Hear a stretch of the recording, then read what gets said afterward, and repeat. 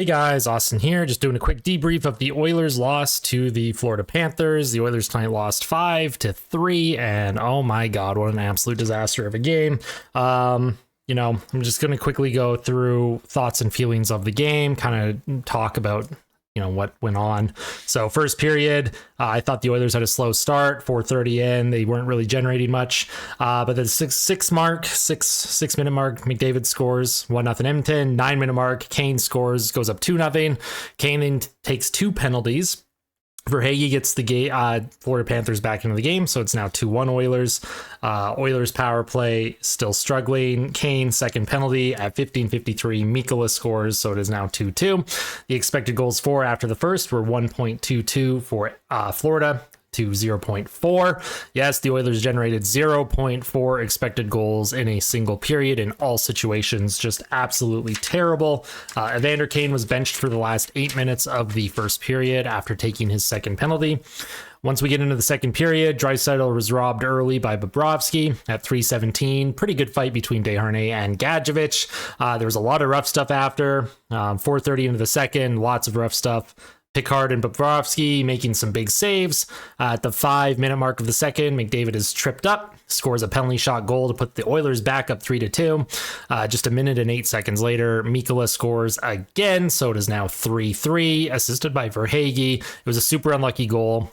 Verhaeghe's stick was knocked out of his hands, and then Broberg, when he's trying to skate backwards back into the play, he trips on Verhaeghe's stick, and then the puck goes in off of Darnell Nurse into the net. Absolutely that pretty much sums up the team this season so far. So at 13:42 of the second, Stenlund scores to make it 4-3 Florida and gives them their first lead of the game, and that specific goal was an absolute defensive travesty. Draisaitl and Bouchard, especially Bouchard on that fourth goal for Florida. Absolute disaster city. One of the just worst shifts I've ever seen the team play. And I've been watching this team for a long time. That was like, you could literally play Benny Hill music over Florida's fourth goal, and it's just an absolute disaster what the Oilers were doing. So I had some notes here. Ugly, messy, unstructured game for Edmonton. Hashtag fire Woodcroft. Yeah, they fired the wrong guy, obviously. I was being facetious there. Woodcroft should not have been fired. I'm just going to be straight up honest here. The expected goals after 2 periods of play, 2.06 for Florida to 1.02 for Edmonton. So again, after 2 periods, the Oilers are not generating really anything on offense. They're giving up a little bit too much on the defensive game. Just terrible. And then I made a note on Connor Brown. He had 0 points in the first 2 periods with 0 shots on goals, and he had 11 minutes time on ice after 2, playing exclusively with McDavid and Draisaitl. And then in the third period, his ice time started to get cut. They elevated Fogle with McDavid and Draisaitl. Brown was demoted to line 3. Oilers power play at 5:53. I wrote it could be a momentum changer. There was more rough stuff. Obviously, that power play was not a momentum changer. First unit is struggling.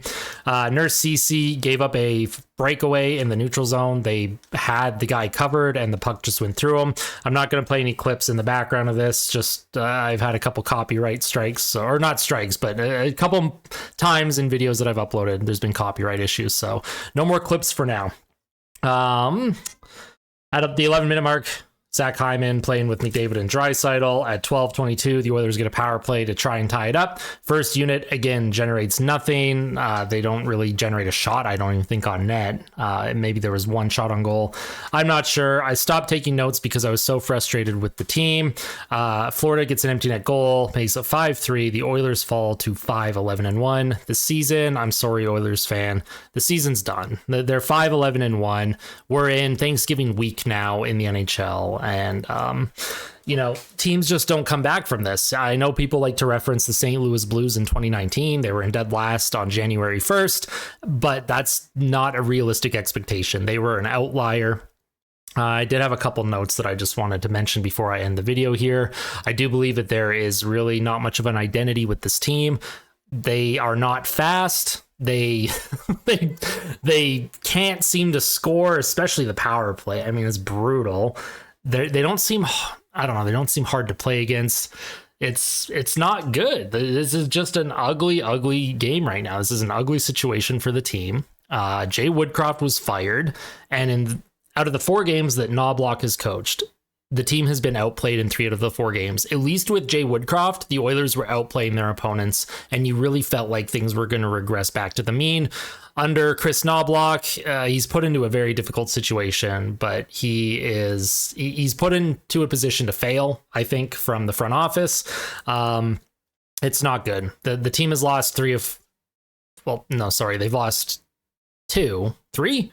Oh my God. I completely lost my train of thought here. This is what happens when I don't script things. My apologies. But the team has been outplayed in 3 of the 4 games. They won the first 2 with Chris Knobloch. They've lost the last 2. So they are 2-2 under him. So, well, I don't know. What do you guys think? Do you think the Oilers still have a chance to make the playoffs? Do you think they should make a trade at this point, or do you think they should just ride out the season? I am under the position and belief right now that they should honestly ride out whatever happens this season. Keep your draft picks, keep Jack Campbell. Don't offload assets until the deadline. Get rid of anything you need to at the deadline. Get some young players back, get some draft capital back, and then in the offseason, get a GM that knows what they're doing. They can do a quick retool on the fly. They can buy out Jack Campbell. They can get a goalie. They can shore up the defense and the wings and scoring depth. I truly believe this team can be improved in the offseason. But when it comes to this season, if you let Ken Holland sell the farm to try and make the playoffs when they're 5-11-1 heading into Thanksgiving week, U.S. Thanksgiving week, I should say. Yeah, it's an absolute mistake. Ken Holland should not be anywhere near this team right now. He should be fired as of literally right now. Just a disaster. Anyways, guys, if you like the video, make sure you hit like, make sure you subscribe if you really liked it. I appreciate all the feedback and support.